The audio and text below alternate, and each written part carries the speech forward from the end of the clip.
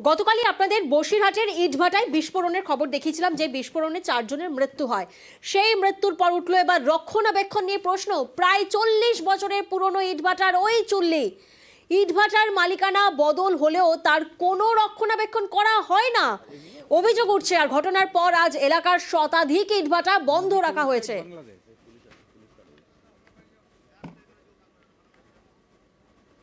Chimney ঠিক আছে কিনা এরকম রক্ষণাবেক্ষণ হয়? কখনো আসেনি, কোনো সময় আসেনি, দেখিনি কোথাও। কোনো রক্ষণাবেক্ষণ হয় না। এই 30-35 বছর ধরে একই ভাটা চলছে। একই ভাটা চলছে, তো সেটাগুলো দেখার জন্য কোনো লোক এখানে আসে না। এখন একটা লোক যে আমরা পড়ে গেছি, কারণ আমাদের সরকারের কাছে আবেদন যদি না জানাই তাহলে আমরা বা যাবো কোথায়?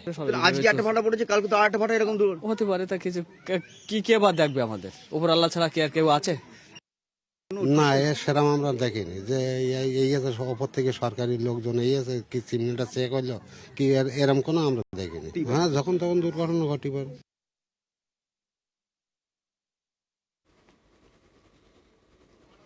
नदी के उस साइड बांग्लादेश पुलिस दाঁড়িয়ে আছে।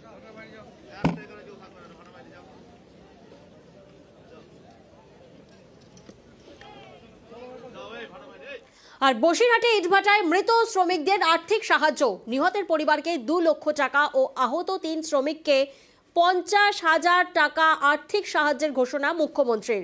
অর্থ তুলে দেন উত্তর 24 পরগনার সভাধিপতি নারায়ণ গোস্বামী। মুখ্যমন্ত্রীকে গোটা ঘটনা জানাই, উনি অত্যন্ত উদ্বিগ্ন। যারা আহত হয়েছে তাদের চিকিৎসার খোঁজখবর উনি অলরেডি নিচ্ছেন। এখন উনি জানালেন যারা 4 জন মারা গেছে প্রত্যেক পরিবারকে 2 লক্ষ টাকা করে ক্ষতিপূরণ রাজ্য সরকারের পক্ষ থেকে দেওয়া হবে, আর্থিক সাহায্য, এবং যে 3 জন আহত হয়েছে তাদের প্রত্যেককে 50,000 টাকা করে দেওয়া হবে। আমরা বারবার আপনাদের অঙ্গনওয়াড়ি কেন্দ্রের অঙ্গনের বিতর্কের খবর দেখাই, আর এবারও দেখাবো অঙ্গনওয়াড়ি কেন্দ্রে তালা। কেন না জমি বিবাদের জেরে শিশুদের লেখাপড়া বন্ধ, মিড ডে মিলও বন্ধ। বালুরঘাটের কুমারগঞ্জের অঙ্গনে এই নিয়েই দুর্ভোগ। আর অন্যদিকে চন্দ্রকোনায় অঙ্গনওয়াড়ি কেন্দ্রের খিচুড়িতে মিলল টিকটিকি। মিড ডে মিল খেয়ে 30 জন হাসপাতালে ভর্তি। দেখুন।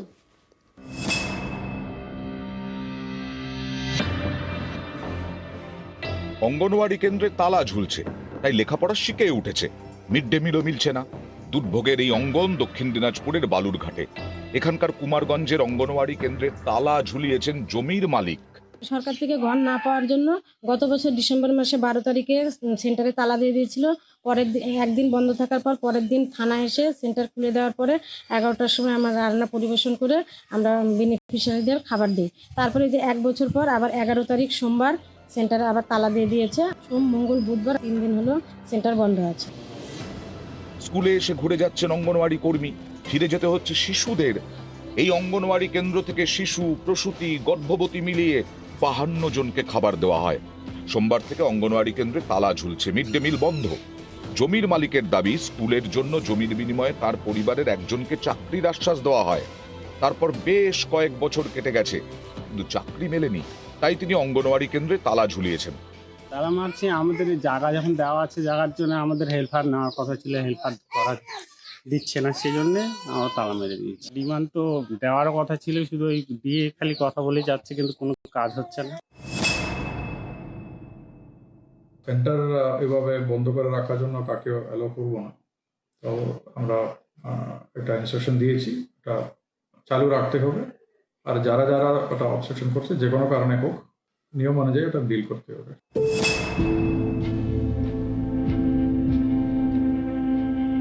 অঙ্গনওয়াড়ি কেন্দ্রের খিচুড়িতে আবার টিকটিকি। চাঞ্চল্যকর অভিযোগ পশ্চিম মেদিনীপুরের চন্দ্রকোনা লোড়পুরে। সেই খিচুড়ি খেয়ে অনেকেই অসুস্থ হয়ে পড়েন বলে অভিযোগ। অসুস্থদের মধ্যে বেশিরভাগই শিশু। টিকটিকিটা দেখেছি ঝোলছে আনা হয়ে গেছে, মানে হ্যাঁ বড়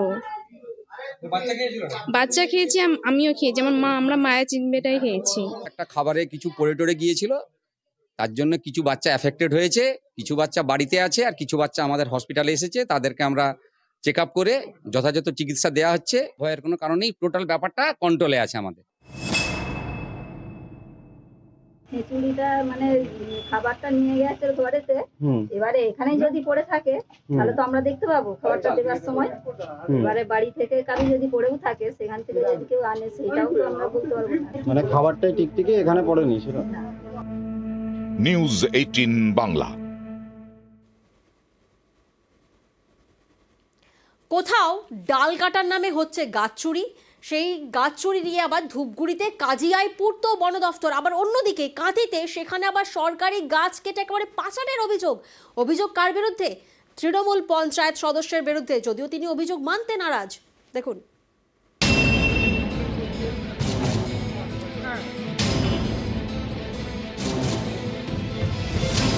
কোথাও সরকারি গাছ কেটে পাচারের অভিযোগ, কোথাও ডাল কাটার নামে মূল্যবান গাছ কেটে ফেলার অভিযোগ। এ নিয়ে চাঞ্চল্য পূর্ব মেদিনীপুর ও জলপাইগুড়িতে। পূর্ব মেদিনীপুরের কাঁথির মানিকপুর গ্রাম, সেখানেই রাস্তার দুপাশে সরকারি গাছ কেটে পাচারের অভিযোগ উঠেছে তৃণমূলের অঞ্চল সভাপতি তথা পঞ্চায়েত সদস্য আশিস দাসের বিরুদ্ধে। অভিযোগকারী গ্রাম পঞ্চায়েতের নির্দল সদস্য রাজেশ মাইতি, যদিও অভিযোগ অস্বীকার করেছেন আশিস। এখানকার পঞ্চায়েতের মেম্বার সর্দা অঞ্চলের তৃণমূলের অঞ্চল সভাপতি আশিস দাস, তিনার নেতৃত্বে গাছ কাটা হচ্ছিল। আমি এসে প্রতিরোধ করি। তিনি আমাকে নানা প্রকার ফোনে হুমকি দিয়েছেন, কোনো টেন্ডার হয়নি, পদক্ষেপ যদি না নেয় আমরা বৃহত্তর আন্দোলনে পথে যাব। তিনি অ্যালিগেশনটা তুলেছেন না, তেনার বিরুদ্ধে ভুরি অ্যালিগেশন আছে, এটা সম্পূর্ণ মিথ্যা কথা। আমি এ ব্যাপারে ইনভলভ কেন হতে যাবো? আমি কিছুই জানলাম না, আর কিছুই জানিও না। আমি গাছ কাটতে গেছিলাম না, আমাকে কেউ গাছ কাটতে দেখেছে না, আমি কাকে অর্ডার দিয়েছি না কি? কারণ মিথ্যা কথা। সহযোগিতা না থাকলে, কোনো কিছু না হলে রাতের অন্ধকারে এত গাছ কাটা সম্ভব নয়। তো কি কারণে হলো, কিভাবে হলো, কে যুক্ত আছে, এটা আমরা তদন্ত সাপেক্ষে বলতে পারবো।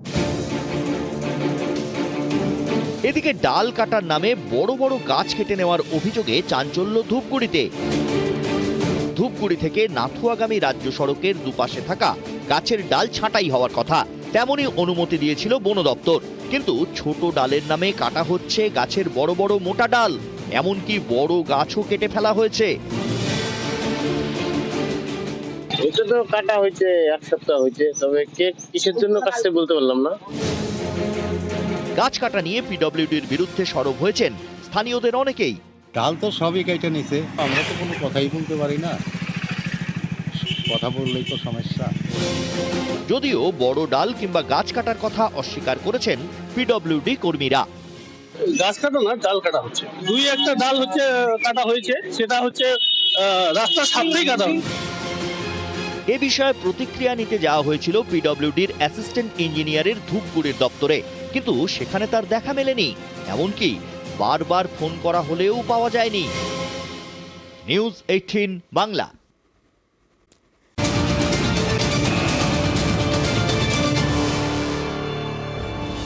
আর নিউজ রুমের শুরুতেই যে খবর আপনাদের দেখাবো, দুই বউয়ের জোড়া কীর্তি। কি সেই জোড়া কীর্তি? প্রথম আগরপাড়ার কথা আপনাদের বলি। আগরপাড়ায় এক বউয়ের ডাকাতির ছক, সোনা ছাড়াতে নিজের বাড়িতেই ডাকাতির ছক কষেন তিনি। আর অন্য আরেক বউয়ের কি কীর্তি? তাহেরপুরে আরেক বউয়ের খুনের ছক, ধারের টাকা ফেরত দিতে না পেরে খুনের ছক কষেন তিনি।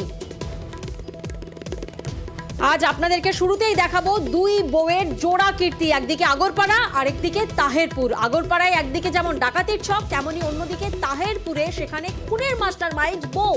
আমাদের দুই প্রতিনিধি এই মুহূর্তে আমাদের সঙ্গে রয়েছেন। আগরপাড়া থেকে অরুণ এই মুহূর্তে আমাদের সঙ্গে রয়েছেন এবং তাহেরপুর থেকে আমাদের সঙ্গে রঞ্জিত রয়েছে। প্রথমে আমরা একটু অরুণের কাছে যাব। অরুণ, যেমনটা আমরা দেখলাম যে একেবারে ডাকাতির ছক কষেছে নিজের বাড়িতেই, সেক্ষেত্রে পুলিশ একেবারে টান টান ডাকাতির ছক, পুলিশ কিভাবে এই ঘটনার উন্মোচন করলো?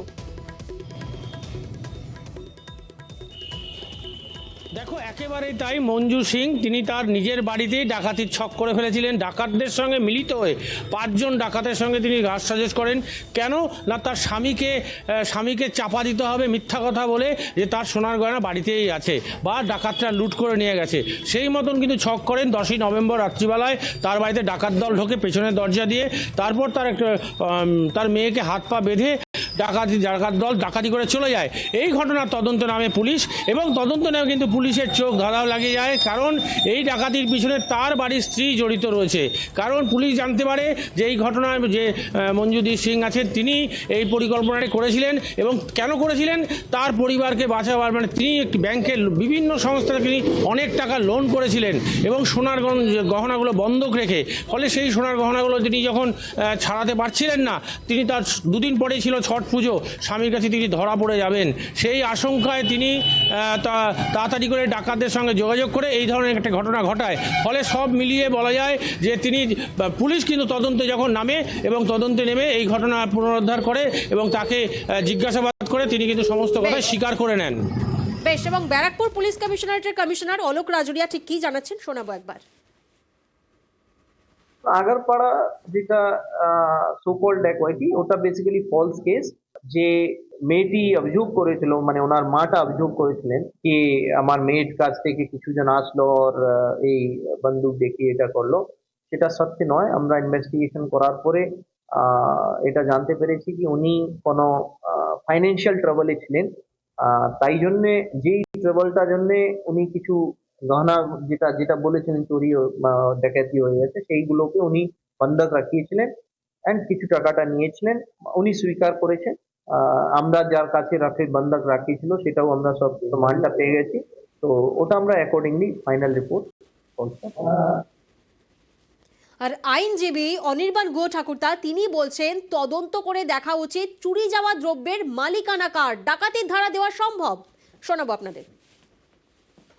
যে কোনো অপরাধ সংগঠিত করার জন্য যে মৌলিক চিন্তা তাকে মেনস্ট্রিয়া বলে। 4টে স্টেজেস অফ ক্রাইম কিন্তু আদালতে বিয়ন্ড অল রিজনেবল ডাউট প্রমাণ করতে হয়, তবেই একটা মামলাতে একজন অভিযুক্ত সাজা হয়। মোটিভ বা ওই ইন্টেনশন টু কমিট ক্রাইম, এটা একটা মোস্ট ইম্পর্টেন্ট অধ্যায়।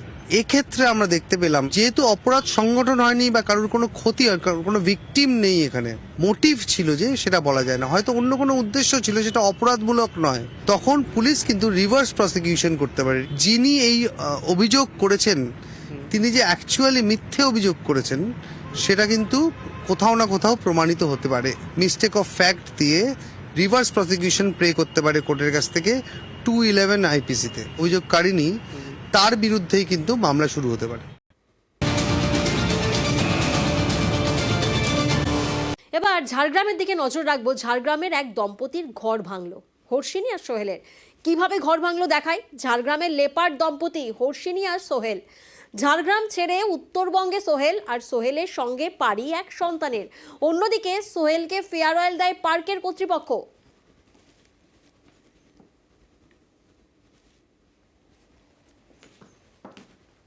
আমরা 3টে লেপার্ডকে এখান থেকে অন্যত্র পাঠানোর জন্য প্রস্তাব পাঠিয়েছিলাম। কোথায় সেটা যাচ্ছে? সেটা আপাতত যেটা হচ্ছে রসিকবিলে যাচ্ছে। তারা এখান থেকে ছেড়ে চলে যাচ্ছে। স্বাভাবিক পরিবারের এক সদস্য থেকে দূরে থাকলে যেরকম অবস্থা হয়, আমাদেরও প্রথম সত্যি খারাপ লাগবে।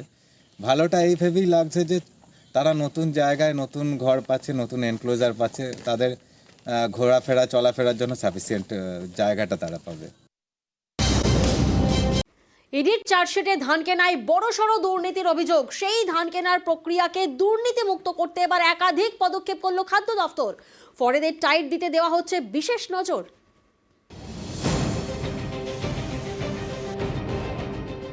রেশন দুর্নীতিতে তোলপাড়, গড়াদের পিছনে প্রাক্তন খাদ্যমন্ত্রী। ইডির দাবি শুধু ধান কেনার নামেই 450 কোটি টাকার দুর্নীতি হয়েছে। এই ধান কেনায় দুর্নীতি রুখতে এবার একাধিক পদক্ষেপ করছে খাদ্য দপ্তর। ফুড়েদের দৌরাত্ম্য রুখতে নেওয়া হচ্ছে ব্যবস্থা। রাজ্যে এখন ধান সংগ্রহ কেন্দ্র রয়েছে 3065টি। এখন থেকে নির্দিষ্ট একটি ধান সংগ্রহ কেন্দ্র থেকে দিনের পর দিন ধান নিতে পারবে না কোনো রাইস মিল। বিভিন্ন ধান সংগ্রহ কেন্দ্র থেকে তাদের ধান নিতে হবে। অভিযোগ, অনেক সময় এই ধান সংগ্রহ কেন্দ্রের কর্মীদের সঙ্গে সেটিং করে নেন রাইস মিল মালিকরা, তারপর বরাদ্দের চেয়ে অতিরিক্ত ধান নিয়ে নেন। এটা বন্ধ করতেই নয়া পদক্ষেপ। এবার থেকে প্রতি মাসে বদল করা হবে ধান সংগ্রহকারী অফিসার বা পারচেজ অফিসারকে। রেশন দুর্নীতি তদন্তে এও অভিযোগ উঠেছে সরকারি অফিসারদের একাংশের মদতে দুর্নীতি হয়েছে, যা রুখতে এই পদক্ষেপ। এবার প্রতি মাসে ধান সংগ্রহকারী অফিসারের বদলের সিদ্ধান্ত। আরো বেশি স্বচ্ছতা আনবার জন্য আমরা এটা চেষ্টা করছি যে ধান ক্রয় কেন্দ্রে যারা পারচেজ অফিসার থাকেন তাদের আমরা একটা পরিবর্তন করে দেবো। ধরুন মান্থলি একটা, আজকে এই সিপিসিতে আছে, কালকে অন্য সিপিসি থেকে তিনি কিনবেন। জেলা প্রশাসনের সঙ্গে খাদ্য দপ্তরের ভার্চুয়াল বৈঠকে এও ঠিক হয়েছে, ধান কেনা বেচার উপর নজর রাখতে প্রতি জেলায় থাকবেন একজন নোডাল অফিসার। রেশন বন্টন দুর্নীতি মামলায় ধান কেনা নিয়েও একের পর এক দুর্নীতির অভিযোগ উঠে এসেছে কেন্দ্রীয় তদন্তকারী সংস্থার তদন্তে।